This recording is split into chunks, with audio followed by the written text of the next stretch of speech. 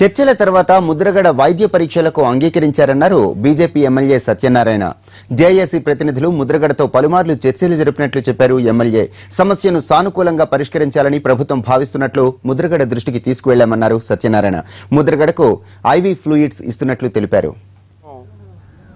ఏ విధంగా దాన్ని సానుకూలమైన వాతావరణంలో సానుకూల పరచాలన్న విధానంలోనే ఆలోచన చేయడం వారికి కూడా కన్వే చేయడం జరిగింది.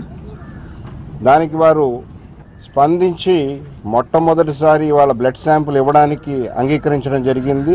ఐవీ లైన్ అంటే ఐవీ ఫ్లూయిడ్స్ ఎక్కించడానికి వారు అనుమతి ఇవ్వడం జరిగింది. ఐవీ ఫ్లూయిడ్స్ స్టార్ట్ చేయడం జరిగింది. డాక్టర్లు మానిటరింగ్ చేస్తూ ఉన్నారు. రానున్న 1-2 రోజుల్లో పూర్తి స్థాయిలో చర్చలు సఫలమవుతాయని నా నమ్మకం.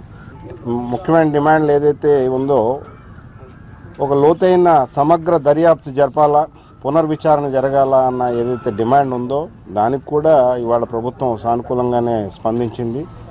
తదుపరి మాత్రమే చర్యలు తీసుకోవాలా. ఏవైతే ఈ అరెస్టుల పర్వం ఉందో అదంతా కూడా నిలుపుదల చేయాలి. అలాగే అరెస్ట్ అయిన వారిని అందరికీ కూడా బెయిల్ వచ్చే విధంగా సానుకూలమైన వాతావరణం క్రియేట్ చేయాలని కోరడం జరిగింది. ఇవన్నీ కూడా చర్చలు జరుగుతూ ఉన్నాయి.